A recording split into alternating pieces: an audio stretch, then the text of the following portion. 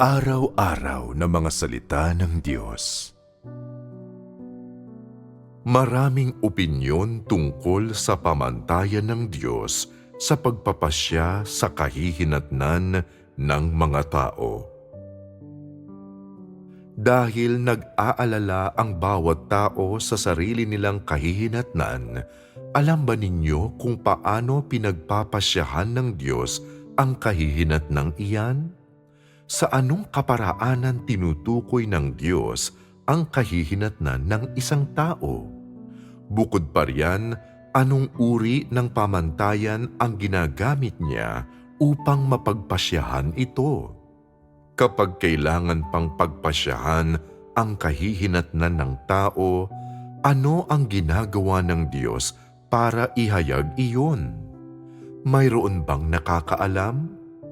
Tulad ng sinabi ko kanina, may ilan na napakatagal nang nagsasaliksik sa mga salita ng Diyos sa pagsisikap na makahanap ng mga tanda tungkol sa mga kahihinatnan ng mga tao, tungkol sa mga kategorya kung saan hinati-hati ang mga kahihinatnang ito, at tungkol sa sari-saring mga kahihinatnan na naghihintay sa iba't ibang klase ng mga tao.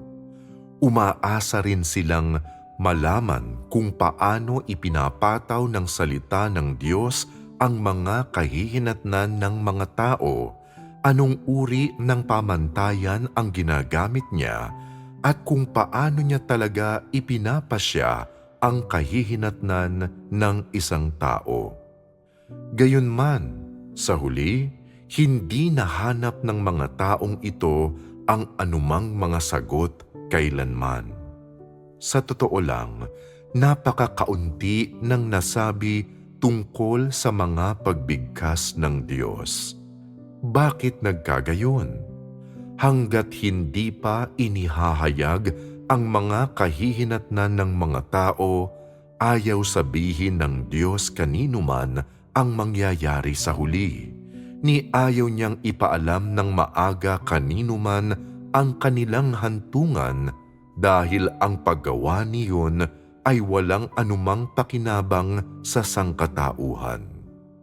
Ngayon mismo, nais ko lamang sabihin sa inyo ang tungkol sa paraan kung paano ipinapasya ng Diyos ang mga kahihinatnan ng mga tao tungkol sa mga prinsipyong ginagamit niya sa kanyang gawain sa pagpapasya at pagpapamalas ng mga kahihinatnang ito, at tungkol sa pamantayang ginagamit niya sa pagpapasya kung makakaligtas ba ang isang tao o hindi.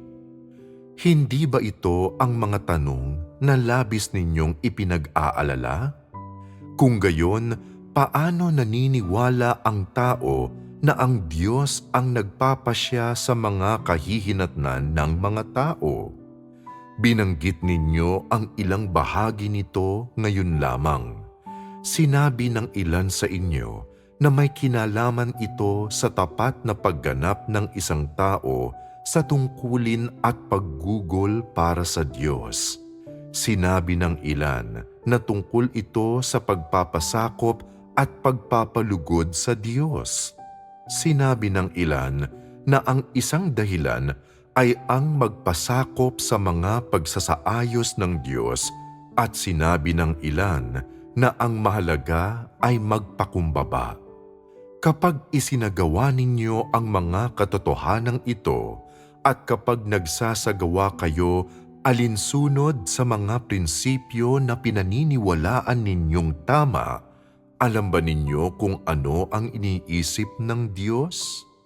Napag-isip-isip na ba ninyo kung ang patuloy na pamumuhay ng ganito ay nagpapalugod sa kanyang kalooban? Tumutugon ba ito sa kanyang pamantayan? Nagsisilbi ba ito sa kanyang mga hinihingi? Naniniwala ako na hindi talaga pinag-iisipan ng husto ng karamihan sa mga tao ang mga tanong na ito. Ginagamit lamang nila ng wala sa loob ang isang bahagi ng salita ng Diyos o isang bahagi ng mga sermon o mga pamantayan ng ilang espiritual na taong iniidolo nila na pinipilit ang kanilang sarili na gawin ang kung ano-ano. Naniniwala sila na ito ang tamang paraan, kaya palagi nilang sinusunod ito at ginagawa ito anuman ang mangyari sa bandang huli. Iniisip ng ilang tao, napakaraming taon ko nang nanampalataya. Ganito na ako magsagawa noon pa man. Pakiramdam ko talagang napalugod ko ang Diyos. At pakiramdam ko marami rin akong napala mula rito. Ito ay dahil naunawaan ko na ang maraming katotohanan sa panahong ito. Gayon din ang maraming bagay na hindi ko naunawaan dati. Lalo na, marami nang nagbago sa aking mga ideya at pananaw. Malaki na ang ipinagbago ng mga pinahahalagahan ko sa buong buhay ko at medyo may maganda na akong pagkaunawa sa mundong ito.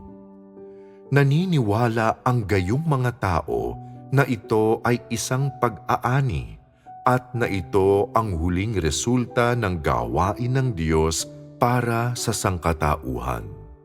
Sa inyong opinyon, sa mga pamantayang ito at sa lahat ng pagsasagawa ninyo, kapag pinagsama-sama, pinalulugod ba ninyo ang kalooban ng Diyos? Sasabihin ng ilan sa inyo nang may lubos na katiyakan, "Siyempre, nagsasagawa kami ayon sa salita ng Diyos. Nagsasagawa kami ayon sa ipinangaral at ibinahagi ng nasa itaas.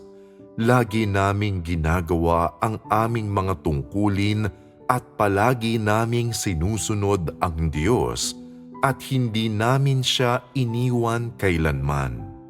Sa makatuwid ay masasabi natin ng may ganap na tiwala na napapalugod namin ang Diyos. Gaano man namin nauunawaan ang kanyang mga layunin at gaano man namin nauunawaan ang kanyang salita, lagi kaming nasa landas ng paghangad na maging kaayon ng Diyos. Basta't kumikilos kami ng tama at nagsasagawa ng tama, malamang na makamtan namin ang tamang resulta. Ano ang palagay ninyo sa pananaw na ito? Tama ba ito? Maaaring mayroon ding ilang nagsasabi, "Hindi ko naisip kailanman ang tungkol sa mga bagay na ito dati. Iniisip ko lamang na basta't patuloy akong tumutupad sa aking tungkulin at kumikilos ayon sa mga hinihingi ng mga pagbigkas ng Diyos, maaari akong maligtas. Hindi ko na isaalang-alang kailanman ang tanong kung mapapalugod ko ang puso ng Diyos, ni hindi ko naisip kailanman kung natutugunan ko ang pamantayang kanyang naitakda.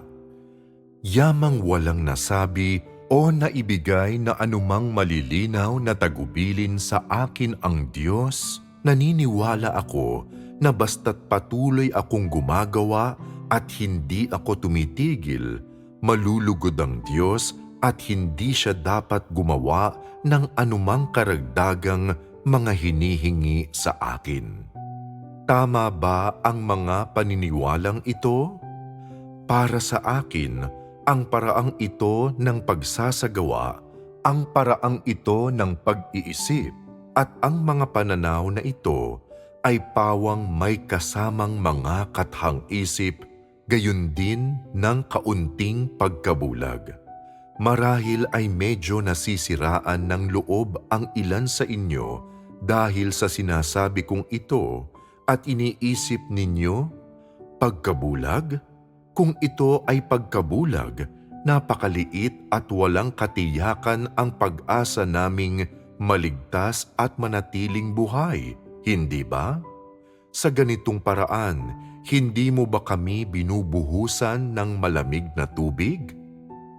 Anuman ang inyong pinaniniwalaan, ang mga bagay na aking sinasabi at ginagawa ay hindi para iparamdam sa inyo na parang binuhusan kayo ng malamig na tubig. Sa halip, ito ay para mapahusay ang inyong pagkaunawa sa mga layunin ng Diyos at mapag-ibayo ang pagkaintindi ninyo sa Kanyang iniisip, sa Kanyang nais na isakatuparan, anong klaseng mga tao ang Kanyang gusto, ano ang Kanyang kinasusuklaman, ano ang Kanyang kinamumuhian, anong uri ng tao ang nais niyang matamo, at anong uri ng tao ang Kanyang tinatanggihan. Ang mga ito ay para bigyan ng linaw ang inyong isipan at bigyan kayo ng malinaw na pangunawa kung gaano na napalayo ang mga kilos at kaisipan ng bawat isa sa inyo mula sa pamantayang hinihingi ng Diyos. Kailangan bang talakayin ang mga paksang ito? Dahil alam kong matagal na kayong nananampalataya at nakinig sa napakaraming pangangaral, ngunit ito mismo ang mga bagay na kulang sa inyo. Bagamat na itala ninyo ang bawat katotohanan sa inyong mga kwaderno at naisaulo at naiukit sa inyong mga puso ang ilan sa mga bagay na personal na pinaniniwalaan ninyong mahalaga, at bagamat plano ninyong gamitin ang mga bagay na ito para palugurin ang Diyos sa inyong pagsasagawa, na gamitin ang mga ito kapag nangangailangan kayo, na gamitin ang mga ito upang malagpasan ang mahihirap na panahon na naghihintay sa inyo, o basta hayaan ang mga bagay na ito na samahan kayo habang nabubuhay kayo. Para sa akin, paano man ninyo ito ginagawa, kung ginagawa lamang ninyo ito, hindi ito gaanong mahalaga. Ano kung gayon ang napakahalaga?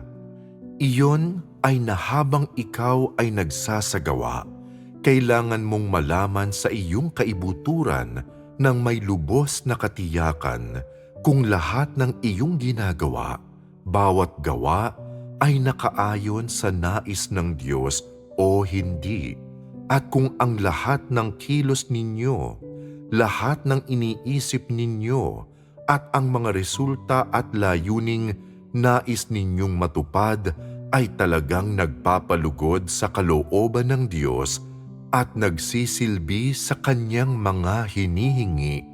Gayon din kung Kanyang sinasang-ayunan ang mga ito o hindi. Ito ang napakahalaga.